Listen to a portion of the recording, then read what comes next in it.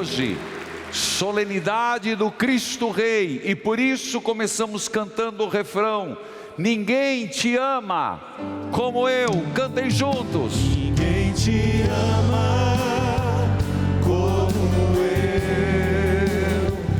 Ninguém te ama como eu. Olhe pra cruz, esta é minha grande prova.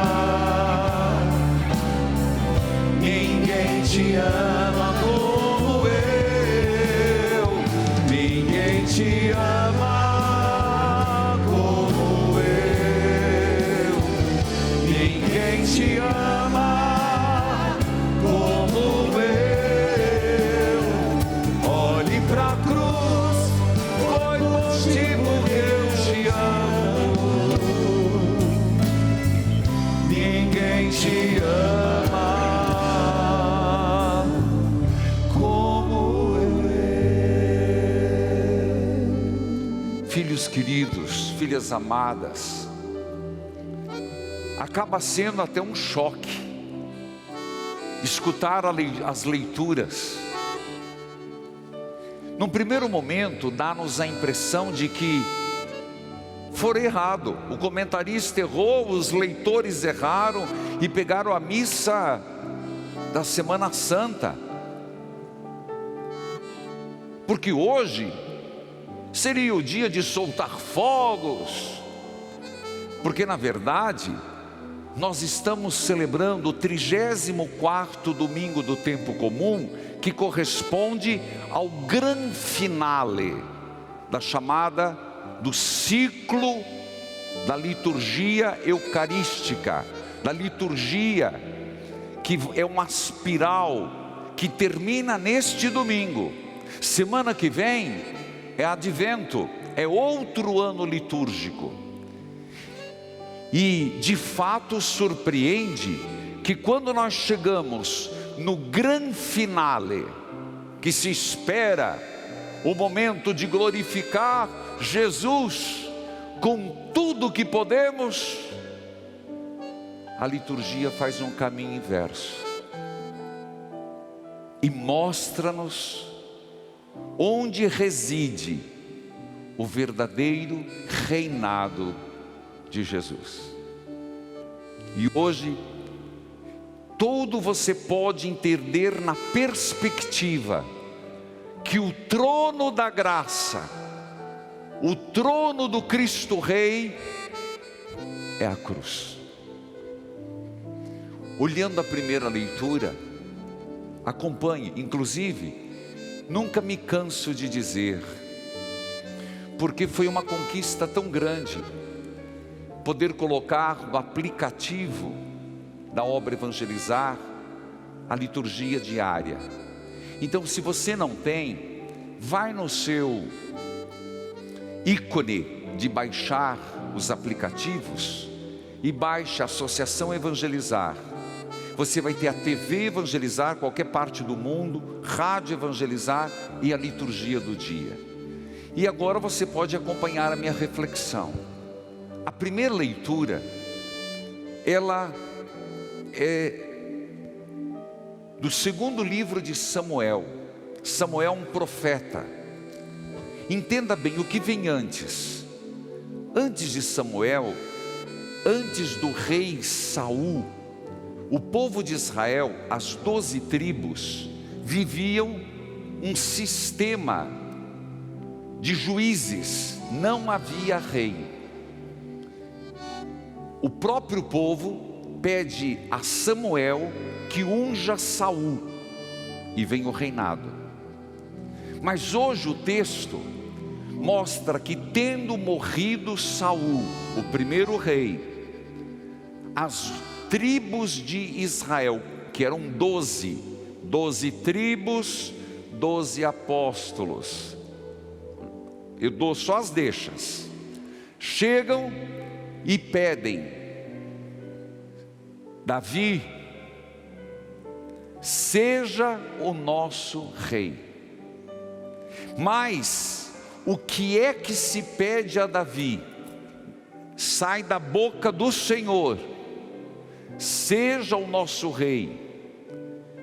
Tu apacentarás o meu povo Israel e serás o seu chefe.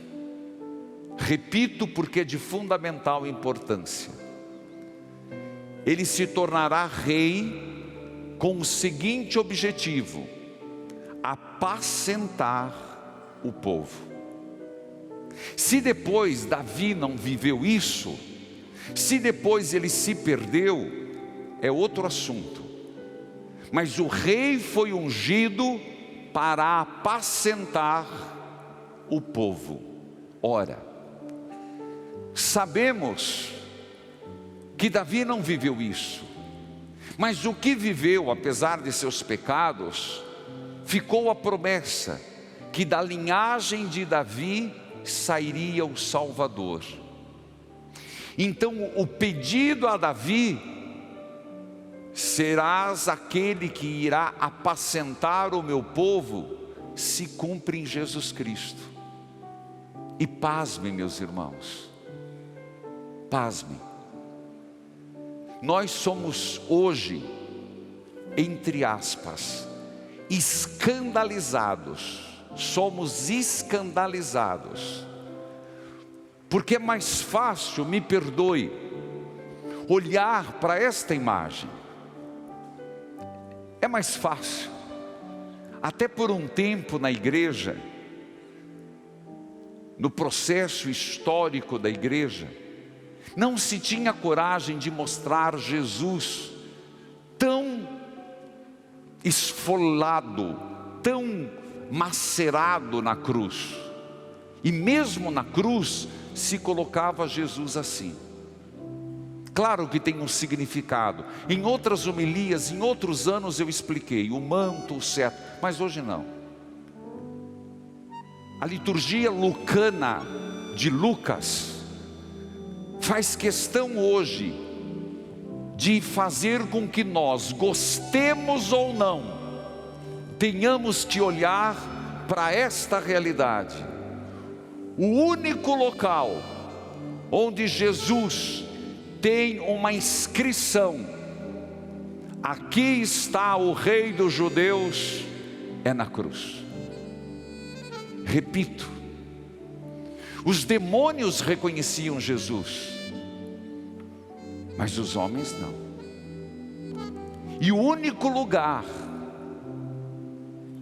que o verdadeiro Messias foi tido como rei, nunca se esqueça, foi naquela inscrição feita por Pôncio Pilatos: INRI, aqui está o verdadeiro rei dos judeus. Esta plaquinha que, segundo a tradição, está no Vaticano, conservada, levada por Santa Helena. Então, que não tenhamos qualquer tentação de ver diferente. Digo isto porque o Evangelho nos coloca pontos importantes sobre o reinado de Jesus. Primeiro, embaixo da cruz, segundo Lucas, e vou ficar no Evangelho, existem pessoas de toda sorte. Vamos descrevê-la. O primeiro que Lucas diz eram os chefes.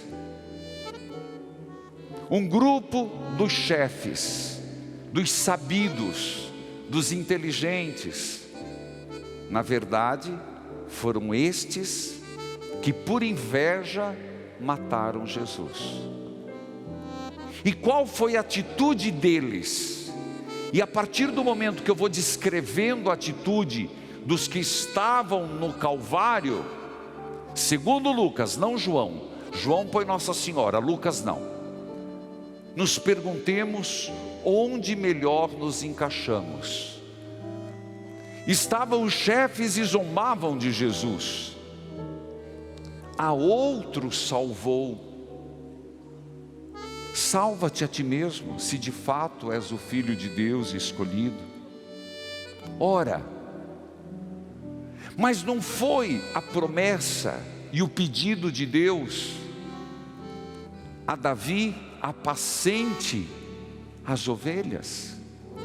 Jesus não tinha dito: eu sou a verdadeiro pastor e dou a vida para salvar as minhas ovelhas. Os chefes não conseguiam entender. Da mesma forma, muitas vezes, nem eu e você. Como é, de uma certa forma, escandaloso pensar que aquele que nós seguimos morreu condenado. Não é condenado só comprovadamente pelos homens, justificável morrer na cruz. Se ele tivesse descido da cruz, diziam, nós acreditaremos. Mas descer da cruz significa não amar até o fim. Nós, como seus discípulos, meus irmãos, quantas vezes somos tentados a querer descer da nossa cruz? A cruz que carregamos, a cruz que não pedimos, a cruz que vem na nossa vida. E o Senhor disse: toma a cada dia. Não desça da cruz. Não desça da cruz do teu marido que é alcoolista. Não desça da cruz dos teus filhos que são rebeldes. Não desça da cruz das suas próprias fraquezas. Não para justificar, mas para que você se santifique. Não desça da cruz da tua missão no mundo. Se Deus te colocou professor, professora, dona de casa, se Deus te colocou como médico, se Deus te colocou ainda dentro de uma comunidade, eu queria outra comunidade, essa é difícil demais. Não desça da cruz. Não desça da cruz. A segunda turma: se és filho de Deus, salva-te a ti mesmo. Os soldados faziam o mesmo. Mas acima, diz Lucas, havia um letreiro: este é o rei dos judeus. Para nós cristãos, para nós que somos discípulos de Jesus, por isso a importância de ter um crucificado. Não é só a cruz. Não é certo ter só a cruz em casa. Tem que ter a imagem de Jesus. Nós somos chamados a passar e olhar e ver, ali está o trono da graça. Santa Teresa d'Ávila dizia: o amor nunca se cansa de amar. Por que nos cansamos? Nos cansamos de amar, então é porque não verdadeiramente amamos. Ainda existem outros personagens. Lucas conta. E por isso, geralmente no Calvário, mesmo quando se vê numa silhueta, tem 3 cruzes. Uma maior no centro e 2 do lado. Aqui está realmente, volta a plaquinha, que foi colocado, eu diria até de forma jocosa, mas ali está o que realmente é verdade: o rei dos judeus crucificado. De um lado, um malfeitor. Percebe que isso não diz o nome dos malfeitores, porque somos nós. Somos sim, quantas vezes, e não vamos nos iludir, somos malfeitores, em maior e menor proporção. Um perdão que não se dá, uma fofoca que se alimenta, uma maldade que se faz, uma injustiça que se comete. Nós somos malfeitores. Quem não tem pecado, atire a primeira pedra. Mas é como nos colocamos diante do Senhor. Uma atitude é continuar a ridicularizar. Mas como é que eu posso ridicular Jesus? Eu não quero olhar para Jesus na cruz. Eu não quero, por quê? Porque a cruz me incomoda. A cruz de Jesus lembra a minha cruz. Então eu prefiro ficar só com a madrugada da ressurreição. É aquela vontade que às vezes nós temos de pular etapa. Às vezes nós temos vontade de pular, de saltar, e não entendendo que o caminho é a cruz, o destino é o céu. A cruz não é paradeiro, é passagem, mas não se pula. Ele insultava, mas o outro mostra aquele que está morrendo é o Rei da misericórdia e do perdão. Não te surpreende que Lucas diz que o outro, do lado de Jesus, ele não diz mestre, mas ele usa uma palavra chamando Jesus pelo nome. O ladrão que estava crucificado nunca te chamou a atenção? Ele vira e diz Jesus. De onde ele o conheceu? Por acaso este ladrão esteve preso na casa de Caifás, de Ananias, naquela noite derradeira do corpo içado? Por acaso eles tiveram algum contato? Não se sabe. Mas isso Lucas quer dizer que não importa o que fizermos e o pecado que tivermos cometido, Jesus é uma relação de amor. Jesus disse o que a tradição chama de Dimas, São Dimas. Jesus. Segundo ponto, ninguém que estava em cena, nem os soldados, nem os chefes, ninguém reconhece ele rei. Aquele que está morrendo reconhece. Lembra-te de mim quando entrares no teu reinado. Gente, isso é maravilhoso. Isso quantas vezes nos passa despercebido. O homem condenado, ladrão, ninguém, os apóstolos fugiram. Ele morrendo, reconhece. Jesus, lembra-te de mim quando estiveres no teu reinado. E por isso, bem-aventurado foi que escutou. Hoje mesmo estarás comigo no paraíso. Portanto, neste ano, nós somos chamados a olhar necessariamente o trono da graça, a cruz do Senhor. Qual é a palavra que mais te tocou? Com quem mais você se identificou? Com aqueles que pediam para Jesus descer da cruz para que nós também fujamos dela? Com aqueles que caçoavam, ridicularizando?